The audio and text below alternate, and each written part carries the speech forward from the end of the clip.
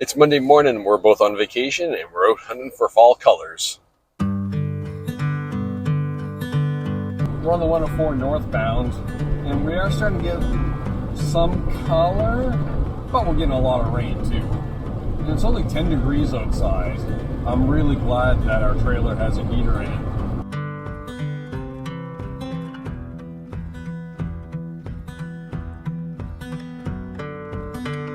As predicted, the rain's not holding off very much for us, so as a last minute change of plans, we decided to go clockwise instead of counterclockwise on the island like we usually do. We just made it through Port Hood, and the colors are really starting to show nicely. Do we dare say we actually lucked out and got the right timing this time?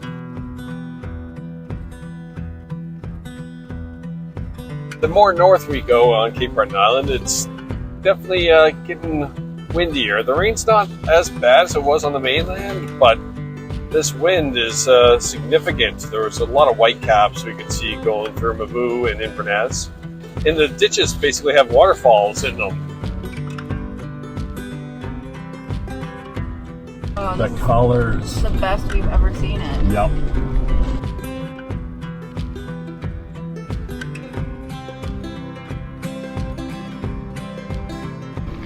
Going down from French Mountain, and the fog is definitely on this side of the mountain. Had to turn the high beams off, and even with the low beams, I'm not getting much visibility. And it's moose territory.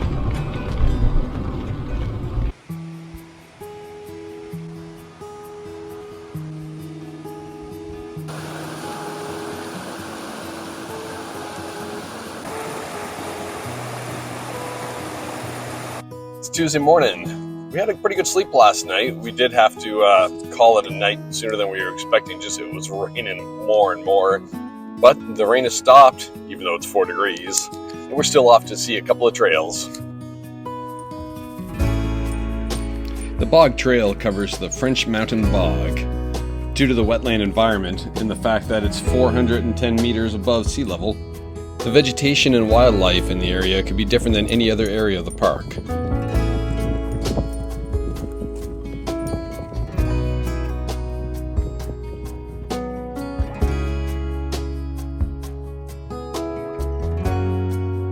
There's a boardwalk encircling the entire trail, making it fully accessible, as well as prevents people from damaging the flora underneath.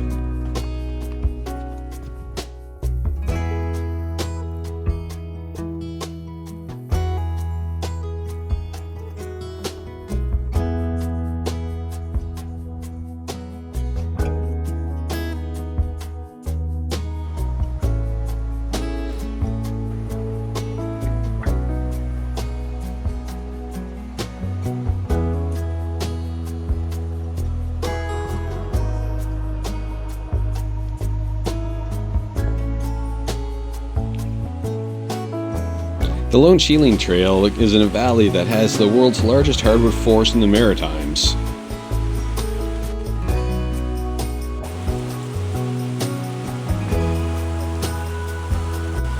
In an effort to protect this forest, access to this area is restricted just to this short walk.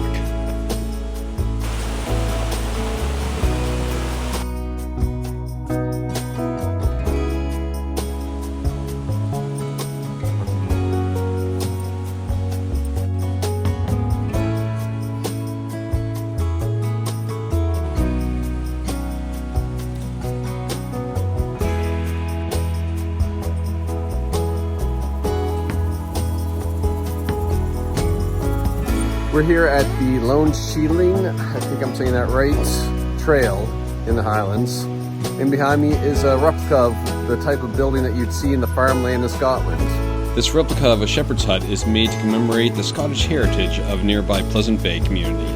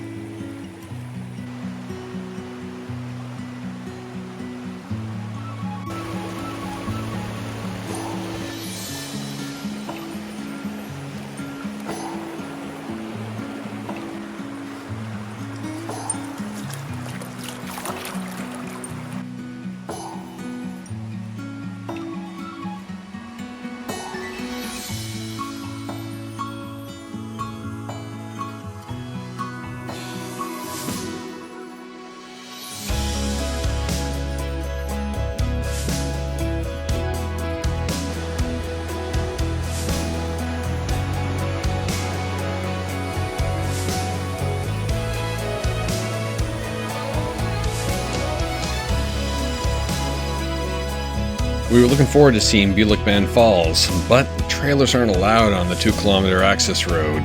So we dropped the trailer at the parking lot and continued on.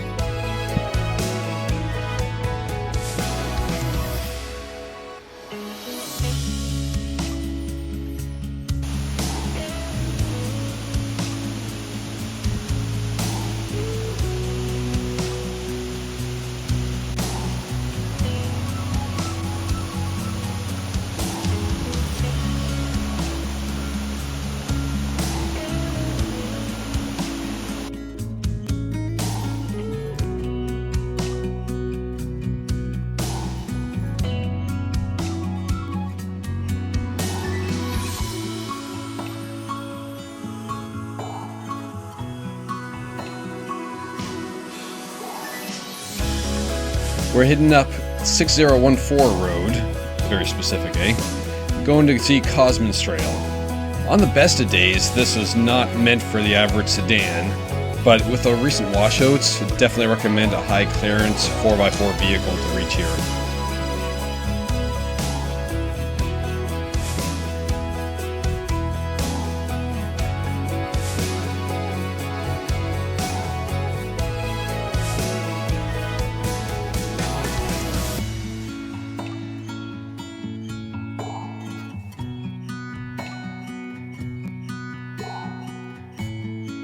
All the recent reviews of the Cosman Trail were telling us that it was going to be wet. We did not expect it to be this wet. The majority of the trail is puddles and mud.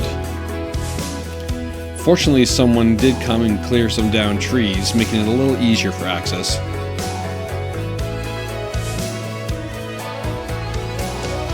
Bushwhacking has been required to get around some of the puddles, trying to keep our feet as dry as possible.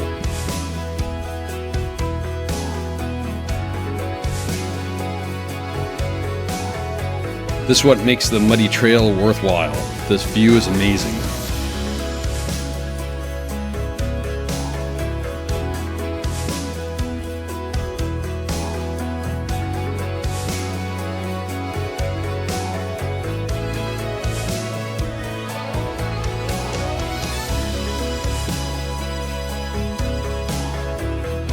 Although we're unable to find out who did it, legend has it that someone planted trees in this heart shape specifically for this reason.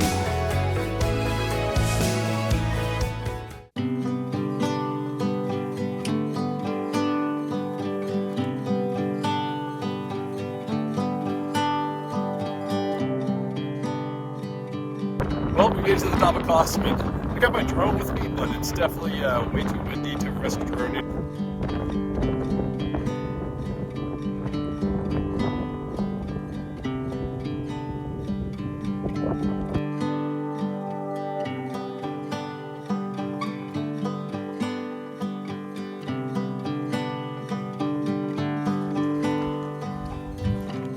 We were just out there. That is so awesome.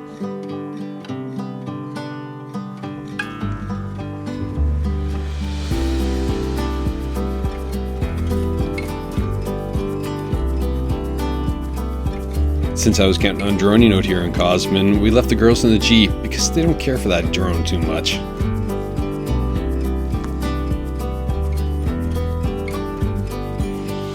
Heading back down 6014 road is doable in the Jeep, but it's no smoother than what the trip up was.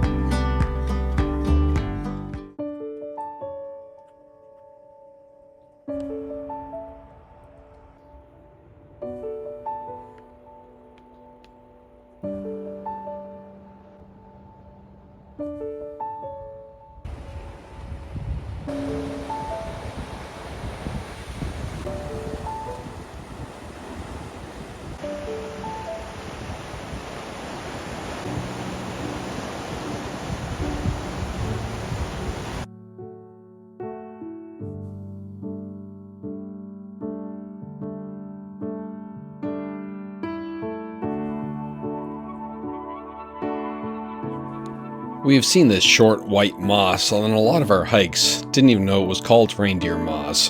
We definitely didn't know that it could hold 35 times its weight in water, and it only grew 1 or 2 millimeters a year.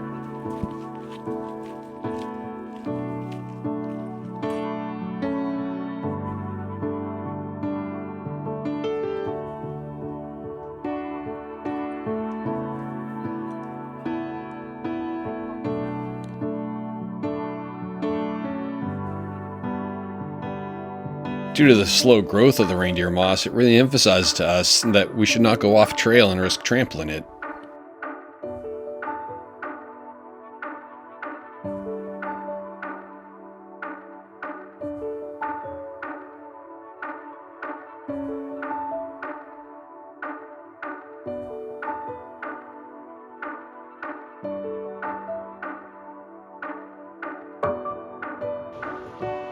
Kirsty and I were just having a discussion on what this is. I thought it was a statue because it was so stationary, but Kirsty pointed out it was a bald eagle.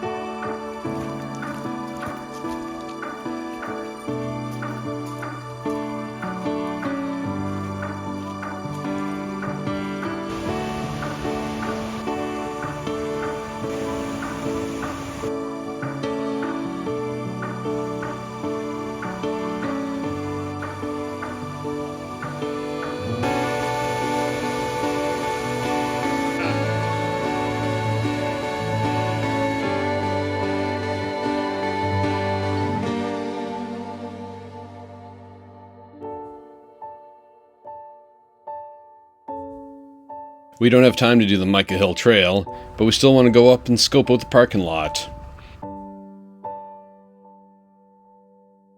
Turns out this is a beautiful drive with a wonderful view at the top. We definitely recommend you stopping by to see this, even if you're just driving through.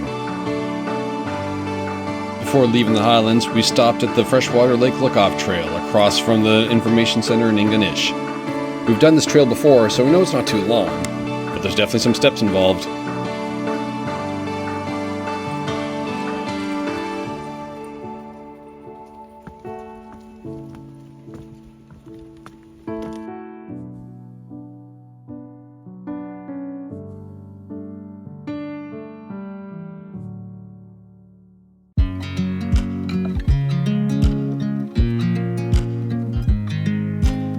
Like so many trails in the national park, I gotta say this view makes it definitely worthwhile coming up.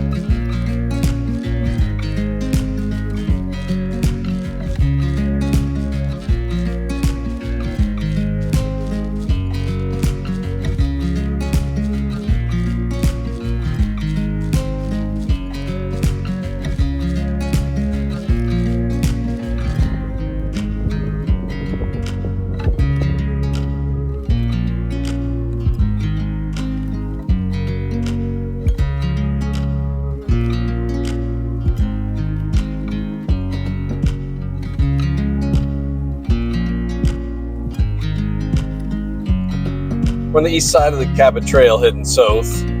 We're trying to make up for some time here because we're going to try for the first time some wild camping. We're going to go up to Cape Clear and see if we can find a spot for our trailer there.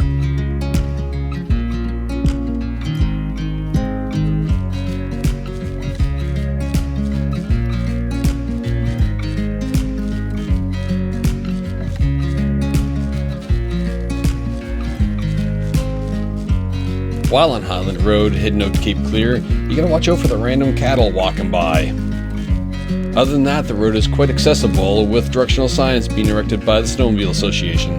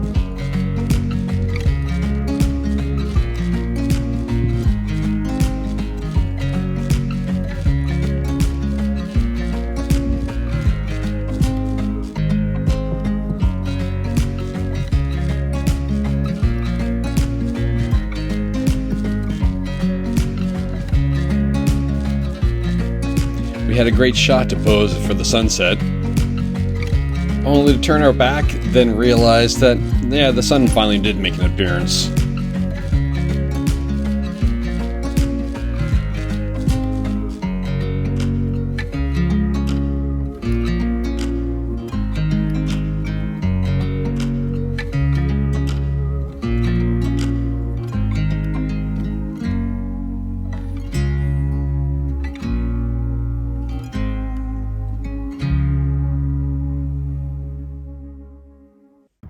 It's Thursday morning at Cape Clear, and I decided to see if I can see a sunrise this morning. In previous videos at Cape Clear, we were able to get some great drone shots. We didn't have as much luck this time.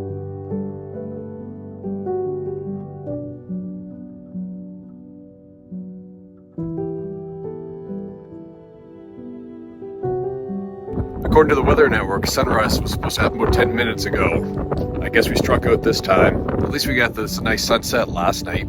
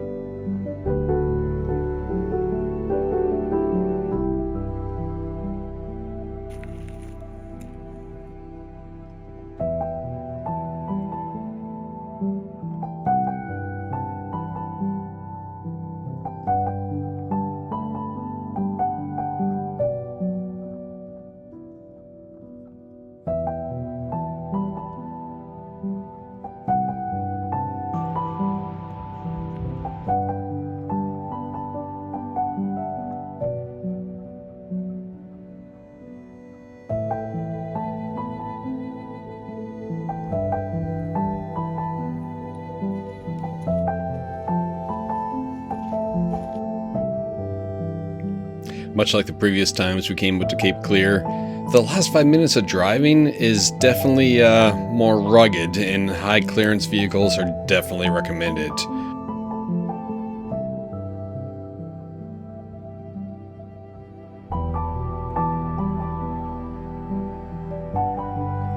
On a precaution, a lot of people choose to park at a small parking lot at the start of that section. It's 11 o'clock and we're finally leaving Cape Clear. We were thinking about leaving earlier, but the pictures were just too good to turn down. And it turns out there's a lot of photographers show up, and we had a great conversation with them all.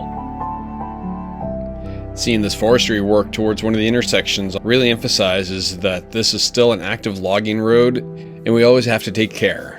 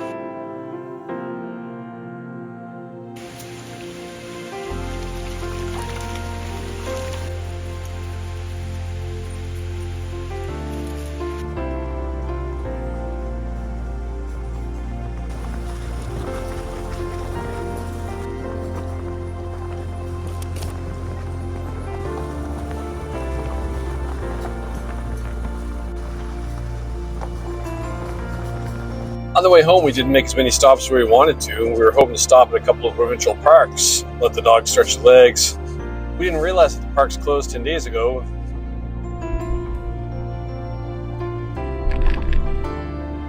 We're not even home yet from our Cape Breton trip, and we put 1,373 kilometers on the Jeep and driving for about 23 and a half hours. This year was the closer we came to seeing the peak fall colors in Cape Breton Island. We've heard many people say that it wasn't as vibrant as it has been before, possibly because of the very wet summer and the not so cold evenings recently. Even if this was the case, we still thought the colors were very impressive. Let us know what you think in the comments. Thanks for coming along with us. Now we're off to our next adventure.